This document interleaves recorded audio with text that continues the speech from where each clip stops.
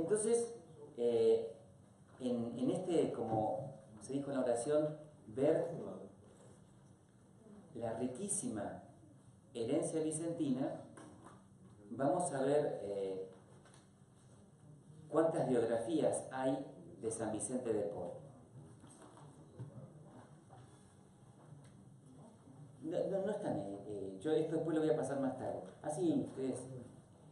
Miren, yo calculo que debe haber 1700 biografías de San Vicente. Y especialmente en el siglo XX y XXI hay como una explosión de biografías de San Vicente.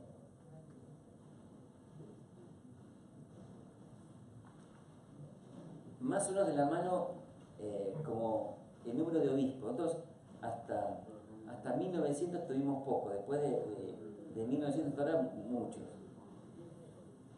Cuando hablo de biografías, me parece que es justo hoy, y está aquí Anulfo que nos puede decir, incluir las vinculadas al séptimo arte, el cine o al teatro. Si uno busca biografías de San Vicente en YouTube, encuentra muchas. Ahora, como ustedes comprenderán, nadie puede ver y leer 1700 biografías. Y menos aún, y menos en un día, hacer una reseña de todas. Pero tampoco hace falta, porque muchas de ellas, me animo a decir el 70%, son compendio de las otras. Vamos entonces a ver en este día, que creo que es, no sé, un día hermoso para meditar acerca de nuestro fundador, las biografías más importantes. Comenzamos con el siglo XVII y evidentemente tenemos la pequeña biografía de Abelín. Si quieren ojearla un poco.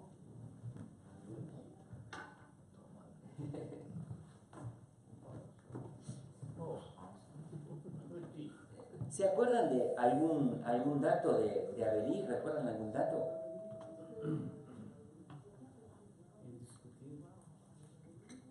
El discutir sobre el viaje de cautiverio. Ah, bien. Esos son uno de los datos de discutir.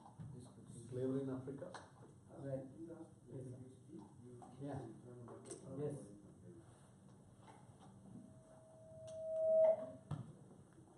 Bien, ahí. El dato del cautiverio, ese, si quieren, vamos a hablar después. Yo mi postura, aunque parezca muy anticuada, yo estoy a favor del cautiverio. Debo ser, somos el 3% de los vicentistas que estamos a favor, yo estoy a favor.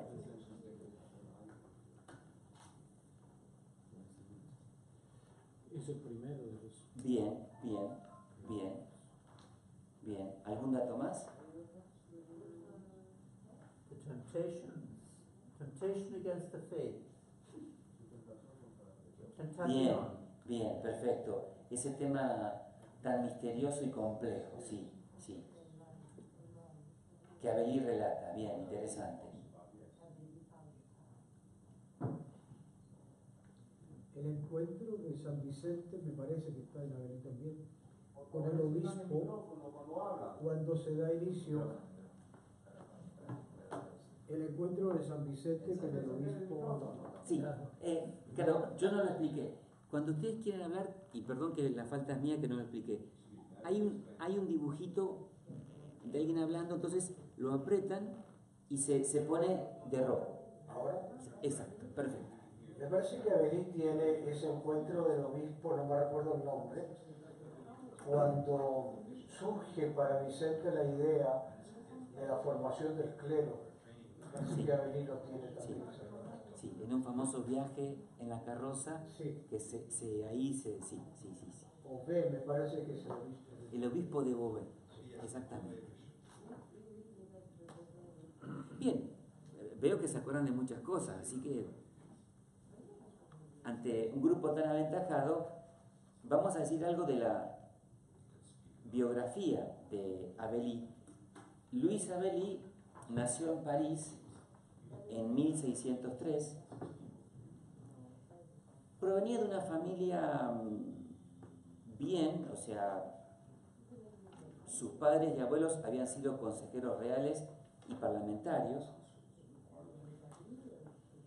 De hecho, lo conoció a San Vicente desde la Conferencia de los Martes. Es decir, Avelí fue miembro de la Conferencia de los Martes desde su fundación. El primer grupo de sacerdotes, ahí. Y valga sea de paso que San Vicente es, esto cuando se lo digo a los del clero, abren los ojos. San Vicente es el primero que piensa en la formación continua del clero. Porque el clero diocesano no tenía la noción de formación continua. El primero que piensa la formación continua para el clero diocesano es San Vicente. Y Avelí fue de ese grupo. Luego llegó a ser vicario general de Bayona, también por recomendación de San Vicente, al obispo de Bayona, Monseñor Fouquet. Después de vicario general, fue párroco en un pueblo cercano a París y más tarde fue párroco de San José de París. Por intercesión de San Vicente, se lo nombra capellán del Hospital General de los Pobres. O sea, como ven, San Vicente estuvo bastante presente en la vida de Avelí. Y además le consiguió varios cargos. Casi todos los cargos los consiguió San Vicente. Yo creo que sin duda fueron amigos. O al menos, si la palabra es muy fuerte, hubo un trato muy afable entre ambos.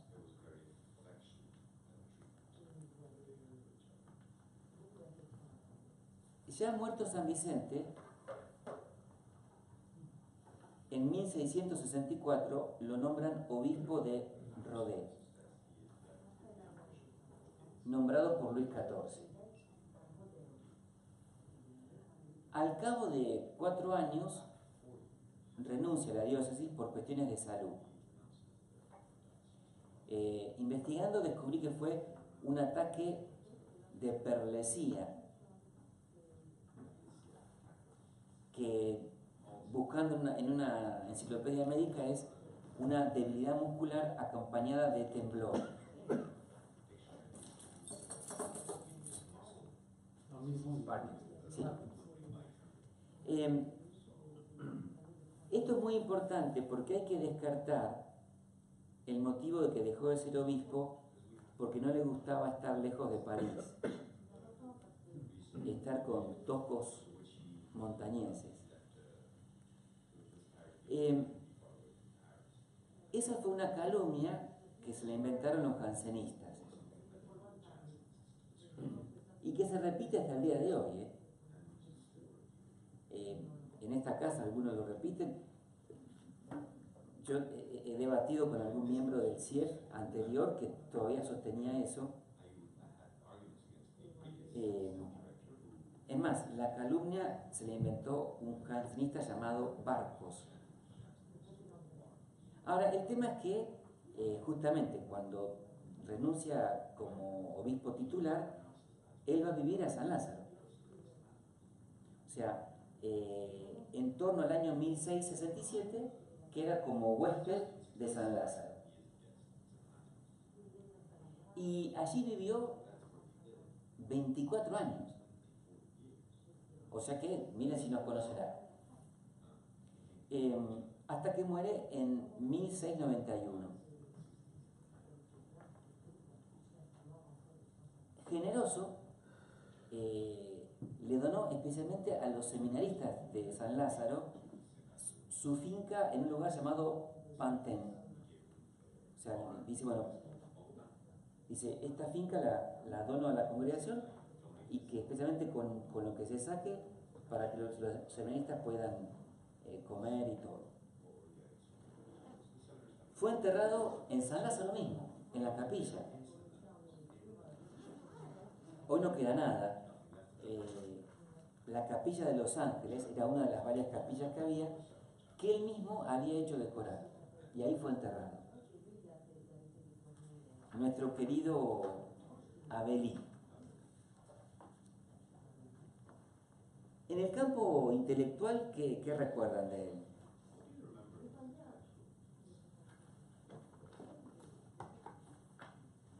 Bueno, fue un buen teólogo. Polemista especialmente con los jansenistas. Él, antes de escribir la vida de San Vicente, ya había escrito cuanto menos 2 obras bastante famosas de teología ascética. El sacerdocio, lo digo en español, el sacerdocio cristiano y la esencia de la teología. Un jansenista habló mal de su obra,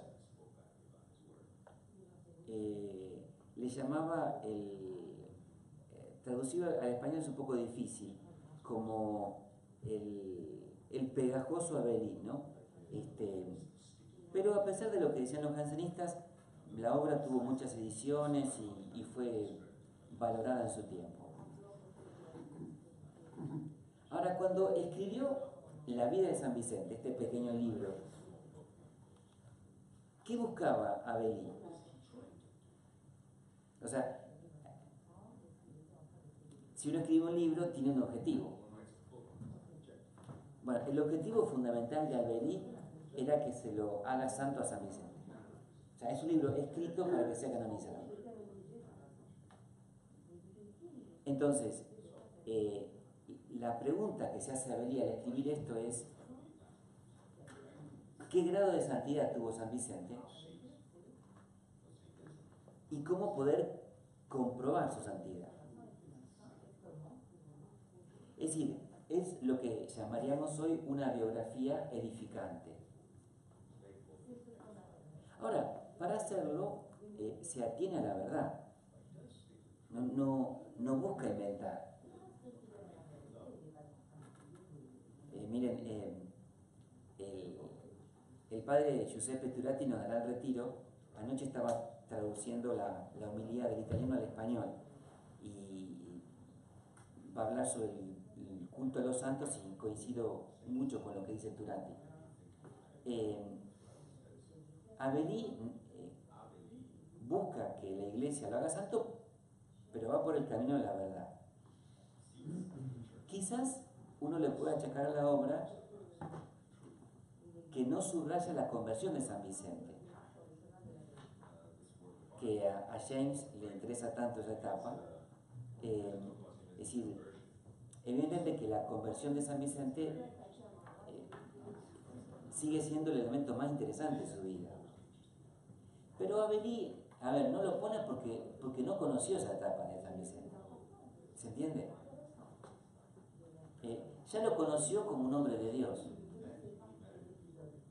Y además, cuando él lo conoció, no pensaba escribir su biografía, y por eso que nunca le hizo un reportaje a San Vicente. Además, esto es una opinión mía personal. San Vicente hablaba bastante, pero hablaba de lo que quería. Y no era tema de su conversación hablar de su evolución espiritual. Otras personas sí le gusta contarlo. En San Vicente ese tema, fíjense que no es amigo hacer su propia biografía o su teología narrada. Para Avelí, el señor Vicente fue siempre el señor Vicente, desde los 6 hasta los 80. Textualmente dice en su libro: la constancia e igualdad de espíritu del señor Vicente se ha hecho notar primero en su manera de vivir, siempre humilde, piadosa y caritativa, jamás interrumpido por ningún desorden de juventud, ni por el relajamiento en el progreso de la vida espiritual, ni siquiera al declinar su edad o en la caducidad. Ahora, cuando decía eso, que evidentemente no es cierto, en él era cierto, porque él pensó que el hombre que conoció a los 40 había sido siempre así. ¿Se acuerdan una letanía antigua de San Vicente que se decía anciano desde niño? Era un elogio, decía anciano desde niño. Claro. Entonces, había sido parejo siempre. Mire, si yo a uno de mis sobrinos chiquititos le voy a decir: este chico ya desde niño es anciano, qué bien. La obra se llama Vida del venerable siervo de Dios Vicente de Paúl, fundador y primer superior general de la Congregación de la Misión. Ese es el título. Un libro editado en 1664. Fíjense que es una obra publicada. ¿Cuánto hacía que había muerto San Vicente? 4 años. 4 años, o sea, para esa época fue algo muy pronto. Un hombre que lo había conocido, yo calculo, Avelí lo conoció a San Vicente durante 30 años. 30 años conocidos. Ahora, ¿cuál es la génesis de la obra? O sea, ¿cómo Avelí escribió este libro? Bueno, el primero que le dijo que lo escribiera fue el superior general, el padre Almeraz.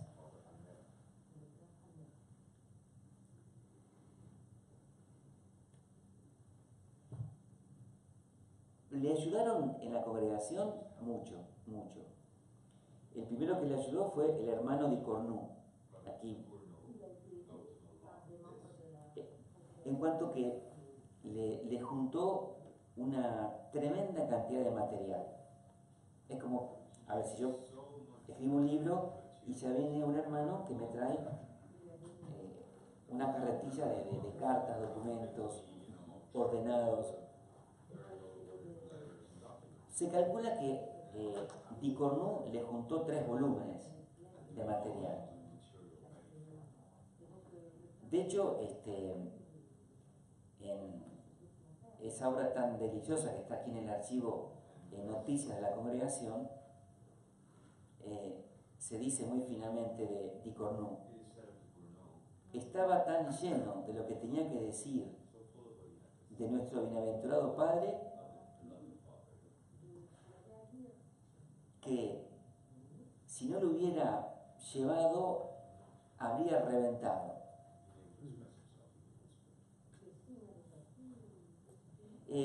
También le ayudó otro hermano, el hermano Robinó, y el padre Fournier. Ahora, digo eso, está bueno porque le ayudaron mucho en la búsqueda bibliográfica. Pero no desmerezcamos a Avelí en cuanto a él, además de leer todo eso, él mismo por correo dio testimonios a muchas personas que lo conocieron a San Vicente. Y además no se olviden que, como esto fue antes de la Revolución, Avelí manejó mucho más material que Coste. Por eso que ese libro sigue siendo un tesoro. Como el libro del hermano Robinó, que cuenta un montón de anécdotas que no están en Coste ni en Avelí. Y es un libro todavía bastante desconocido en la congregación. San Vicente, contado por él mismo, que son una cantidad de anécdotas del hermano Robinó. Que el primero que lo publicó fue André Dodin, lo publicó en francés, quedó bastante oculto. Después lo publicó en español, quedó bastante oculto. Raybould lo publicó en francés, y lo hizo traducir, pero que se conoce poco. Hay un montón de anécdotas de San Vicente que es interesante para conocerlos. Por ejemplo, siendo en la carroza, encuentra una mujer enferma y hace detener la carroza. Con el hermano Robinó hace subir a la mujer enferma junto con otra señora, que era medio escandaloso porque en esa época no se viajaba con una mujer en la carroza. Como la carroza se saltaba mucho y la mujer estaba muy herida, hace detener, encuentra un hombre grandote, le da dinero para que la cargue encima y la lleva al hospital. Y Robinó dice que nunca había un hecho tan parecido al Evangelio de hoy, que es el buen samaritano. ¿Ven? Eso, por ejemplo, no está ni en Avelí ni en Coste, y está en los cuadernos del hermano Robinó. Una obra interesante para leer.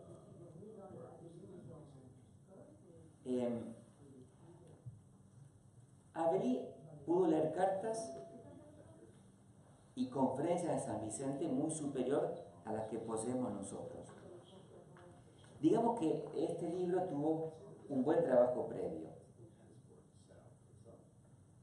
Hay una inmensa búsqueda bibliográfica, a lo cual Avelí le sumó lo que diríamos hoy científicamente un trabajo de campo, porque fue a algunas zonas donde San Vicente estuvo y entrevistó a personas.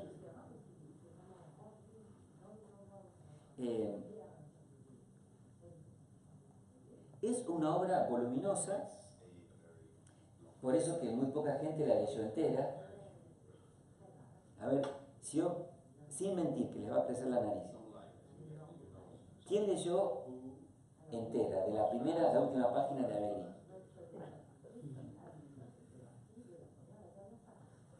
Bien, está dividido en 3 partes. La primera parte tiene 260 páginas, la tercera tiene 480 páginas y la tercera 372 páginas. Hay que darle un tiempito. La primera parte habla de la vida de San Vicente. La segunda habla de las obras de San Vicente. Y la tercera habla de las virtudes de San Vicente. Así que sería, primera parte, vida. Segundo, obras. Tercero, virtudes. Claro, al haberla construido así, hay un poco de repeticiones. Y como una especie de poquito de mezcla de géneros. La primera parte, el hilo es cronológico, desde que nace hasta que muere. Y responde a cómo se entendía la historia en el siglo XVII. Ahora, lo que es interesante, y ustedes son inteligentes lo captan, que cuando él estructura la vida de San Vicente así, en 3 partes, voy a hacer otra, la mayoría repite lo mismo. El mismo Coste es lo mismo. Coste son 3 tomos y es vida, fundaciones, virtudes. O sea que ese estilo de Avelí después fue seguido. El segundo libro trata las fundaciones, entonces habla de las misiones, cómo asistió a las regiones devastadas, cómo trabajó con las cofradías de la caridad, las congregaciones que funda,